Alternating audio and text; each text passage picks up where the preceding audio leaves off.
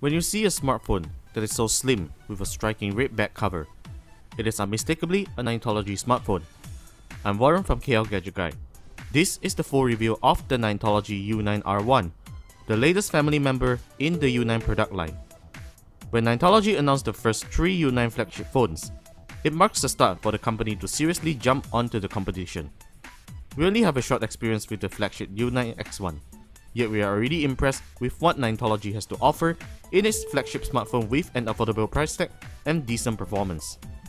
The U9R1 is a mid-range dual-SIM smartphone and is the slimmest Ninetology smartphone ever, with a 4.3-inch IPS display at QHD resolution, thickness of 7.8mm and weighs 107 grams. This is probably one of the lightest smartphones in the market. The U9R1 is powered by a Qualcomm Snapdragon 200 1.2GHz quad-core processor, 1GB of RAM, 4GB of internal storage, and supports microSD expansion, 8MP autofocus main camera and 2MP front-facing camera.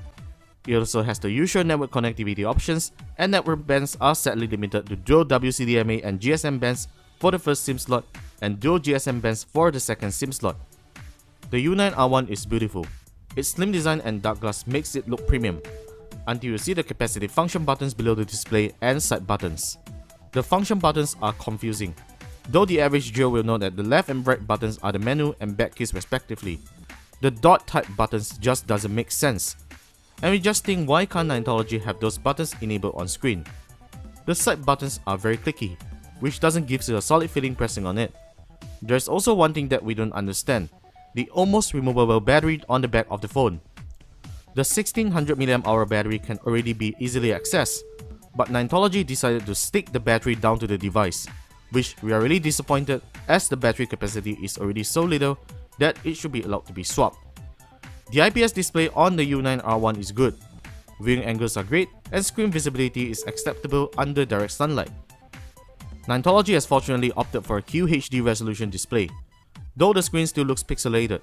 We had a good experience watching widescreen videos and web pages with good color reproduction. Touchscreen sensitivity is good, and we are able to use the screen with one hand. One problem that we face is the ambient sensor on the phone. When automatic brightness is enabled, the phone isn't able to adjust the brightness level correctly, causing a sudden bright and dark situation. We suspect a software issue here, and you should just set the brightness manually while waiting a patch for it. The U9R1 runs on Android 4.1.2 Jelly Bean, and Ninetology has decided to keep the stock Android UI and even old ugly default gingerbread apps such as music, video, and search, which shouldn't be found on Jelly Bean devices today. The user experience can still be choppy at times due to the limited amount of RAM if you are running too many background processes. Ninetology should really attempt to beautify the phone's user experience by at least having its own launcher and making better default apps instead of having third-party bloatware on the phone. They also seriously need to put some hard work at its software experience instead of releasing a product for the sake of selling. Multimedia capability on the U9R1 is good. The loudspeaker outputs good clarity and acceptable volume. Volume is greatly reduced if you lay the phone flat.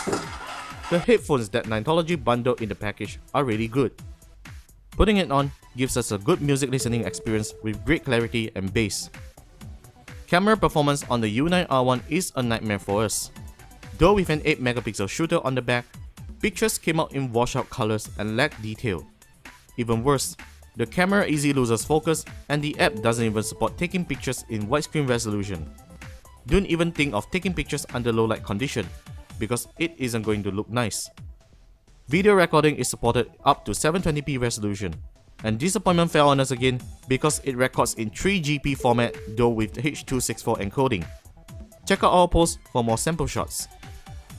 Performance on the U9R1 is a so-so experience to us. In real-world usage, the quad-core SoC does its job just fine in executing applications and simple multitasking. It isn't super fast, but it is just fast enough to get most of your things done. The U9R1 scores 4,414 points in Quadrant and 11,474 points in Antutu. Battery life is average for light to mid usage with dual SIM standby and 3G always on, syncing 2 email accounts, and we did face a few issues during our review, and we find that Ninetology's M Warranty app and Google Now is the cause that killed the battery easily, and therefore we have disabled it. You'll also find the battery percentage dropping really nasty when you play games or do continuous web surfing. Forget about the Snapdragon battery guru, because we experienced even worse battery life with it. Thankfully, we are able to uninstall the app. Call quality on the U9R1 fortunately sounds fine on the earpiece, with callers reporting clear sound. The phone heats up on the top easily even though with short usage, which we don't enjoy. Bottom line, a non-Nexus branded Android smartphone should possess the manufacturer's own user experience, not just having a few third-party bloatware and selling spec shit off the product. We don't mind the stock Android experience, nor do we really care about a custom launcher, but it would be nice for Ninetology to have their own homebrew apps and being able to market them to consumers for the benefit of buying a Ninetology smartphone.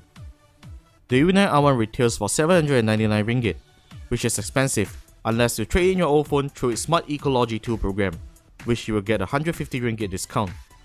However, for that price alone, you are able to buy smartphones that has better user experience and network band support. We rate the Ninetology U9R1 3 out of 5 stars. That wraps up for today, people. Thank you very much for watching the review of the Ninetology U9R1. Do check out the post at klgadgetguy.com for more details on how we use the Ninetology U9R1. Of course, subscribe to our YouTube channel, like us, and follow us on Twitter and Facebook at klgadgetguy. We'll see you next time at our next Gadget review. That's it for now.